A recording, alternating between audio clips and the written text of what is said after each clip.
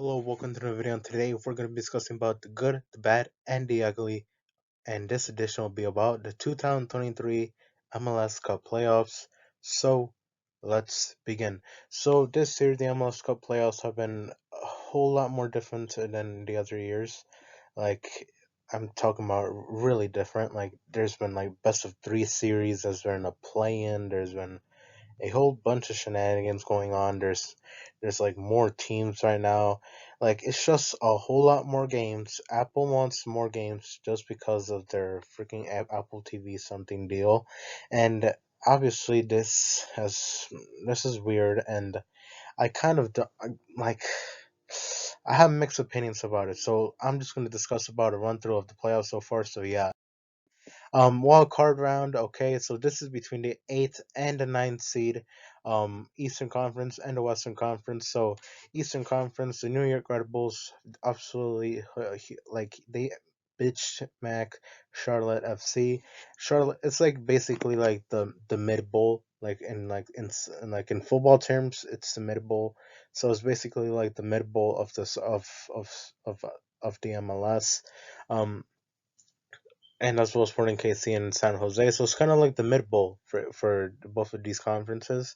Um, the Red Bulls defeat they absolutely smack Charlotte, and while the Western Conference it's 0-0, and Sporting KC defeats San Jose 4-2 in penalties.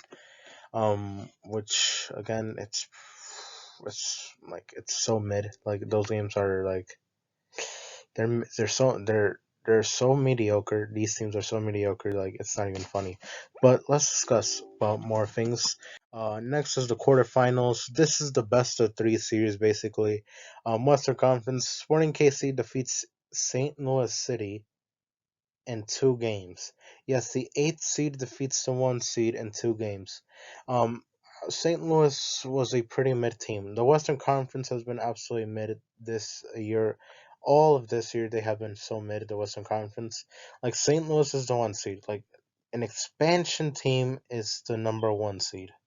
Like that says a lot. Like although St. Louis is a really good expansion team, like again, like there should be no reason why an expansion team should be this good.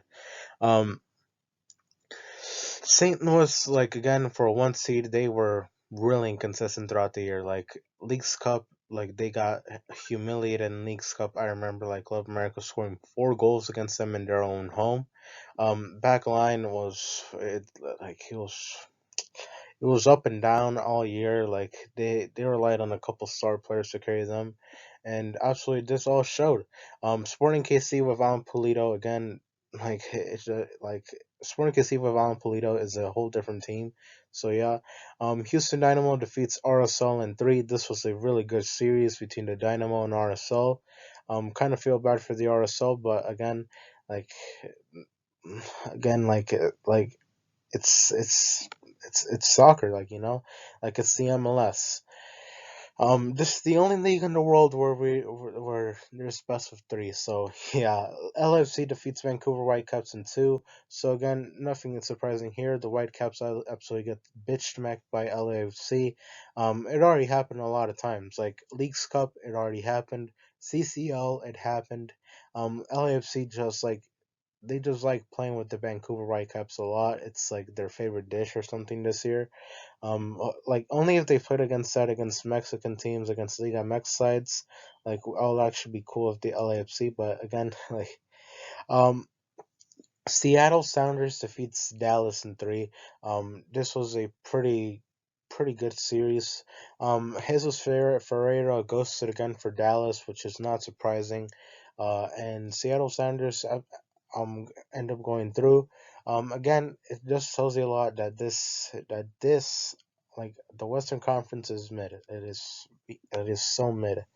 Like like it I can't say it enough times. Like I feel like Seattle Sounders is like the number three seed. Like I think last season they missed playoffs, and they didn't do a lot of changes to the roster, and now they're the number three seed. So like how like it just tells you that this conference is mid.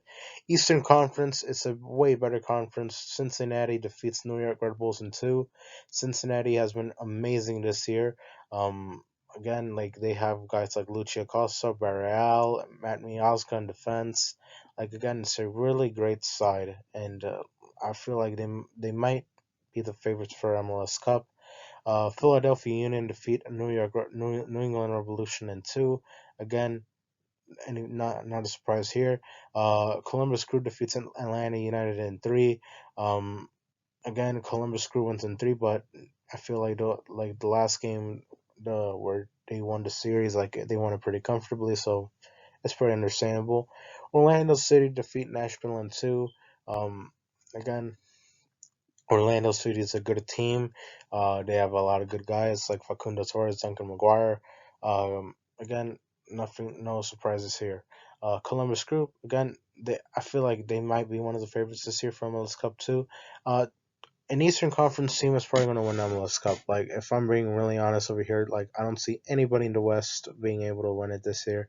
I feel like an Eastern Conference team will have to win it. So now let's go to the conference semifinals. Orlando City versus Columbus Crew. I think this is just one game. I think it's just like one game, like like the higher seed takes like it gets home advantage or something like that. Orlando City versus Columbus Crew. I think it'll be a good game, but I feel like Columbus Crew has more weapons to offer. Like they got guys like Julian Gressel, Aiden Morris in the midfield. They got guys like Mo Farsi as wingbacks. Again, they have a lot of guys to like to throw at Orlando City. Orlando City, I'm not saying that they're a pushover or anything. Like they got guys like Duncan McGuire, Facundo Torres. They have some decent players in there, but I feel like Columbus Crew just has a lot more talent in what they do. So I feel like talent will end up winning this game. Cincinnati versus Philadelphia Union. It'll be a great game. It'll be an amazing game. It'll be an electric game. However, I feel like there might be there might be a flaw in Cincinnati. I don't know. It just kind of feels like that way, but who knows? Like Philadelphia Union, like again, do they have the offensive weapons to defeat Cincinnati in a do or die game? I don't know. Uh, I feel this game ends up going to penalties. Uh, it might be 1-1 or 2-2, and I feel like Cincinnati will end up winning this game. So for predictions for the semifinals, like let's just say Cincinnati and Columbus Crew for the conference finals. It will be a great game. It will be an Ohio rivalry game. So yeah. Houston Dynamo versus Sporting KC. I feel like Sporting KC takes the cake over here. Sporting KC is a whole different beast with Alan Pulido in the starting 11. This team plays a lot better when they have Alan Pulido. They score a lot more goals. They look a lot more dangerous for Alan Pulido. So I feel like a Sporting KC will end up going to the conference finals, and in the conference finals, it's going to be one of either Seattle Sounders or LAFC. So basically, the team that basically like ruled MLS for the like not saying I'm not ruled, but like been one of the more consistently great teams in MLS for the last who knows about like 5 years, won CCL and all that, versus an LAFC team they're trying each year and now to trying to build a dynasty over MLS. It'll be a great game. It'll be an amazing game, and I feel like Seattle Sounders will end up defeating LAFC in this game. I don't know, something about championship experience might be able to tells me that Seattle Sounders might take a game or might be able to beat LAFC in this game. So now let's go to basically likes and dislikes of the MLS Cup playoffs. I'm not going to be making my whole bracket and all that type of stuff. So like single elimination for the semifinals, for the conference semifinals, conference finals, and the MLS Cup. I like that, but dislikes too many teams. Like there's a lot. Like 9 teams have the chance to win, and 18 teams get the chance to win to win the MLS Cup. 18. That is mediocrity. That is rewarding mediocrity a lot. Too many games, a wild card game, best of three series. Like this is not baseball. Like again, like if like I get it, they do it in the NBA because like NBA games, how much do they last? Like 48 minutes. Like they don't like an NBA court's not that big. Like, and a basketball court is not that big once you compare it. Like, if you compare it to a soccer field is a whole lot bigger than an NBA court. Trust me.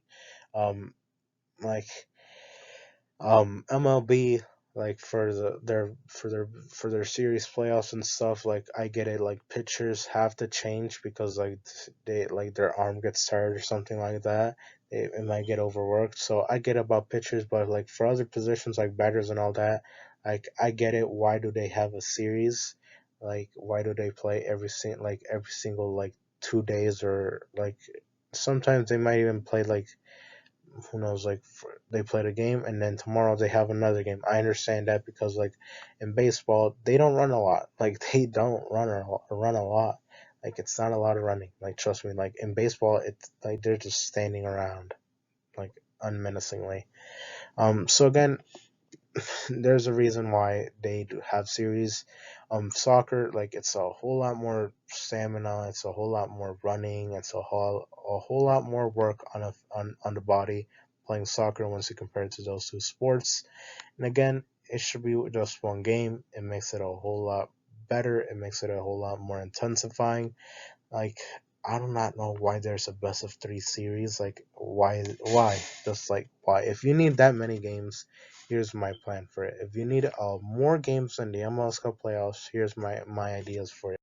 So necessary changes: 7 teams directly qualify, one seed gets a bye, two-legged ties in the quarterfinals and semifinals for each of the two conferences with no extra time. Winner decided on a penalty shootout instead of away goals. Again, just to save some legs. Single elimination in the conference finals and the MLS Cup with extra time and penalties has to end before the November international break. So here's my problem with the MLS Cup playoffs every single year. Basically in the MLS Cup playoffs, they have to cut it because like there's like a November international window. Like this year, like after the quarterfinals, after all this drama and after all this excitement, after all this like build up, it has to get paused because because like they have to play for the national teams and stuff. They have to play in the qualifiers. They have to play in the CONCACAF Nations League. They have to play in the who knows in the UEFA Euro qualifiers. They have to play in like Asia, Africa, and all that type of stuff. It basically takes away the excitement from the MLS Cup playoffs, and again, it distracts the player a lot too. Like they have to play an intensifying playoff game, and they have to go and play an intensifying, like let's say for CONCACAF Nations League, they have to play in an intensifying setting. So again, why why all this? Why all that? Why all of this? Just make sure it ends before the November international break. Again, there's a whole lot of games during the MLS season. Like the MLS season is already long enough. Adding a Leagues Cup, adding US Open Cup, adding all these tournaments makes it a whole lot stressing. So again, I'm not gonna get into a whole lot of this, but it has to end before the November international break just so it can be a whole lot more exciting. So yeah. So basically, thank you guys for watching. We'll see you guys in the next video. Goodbye.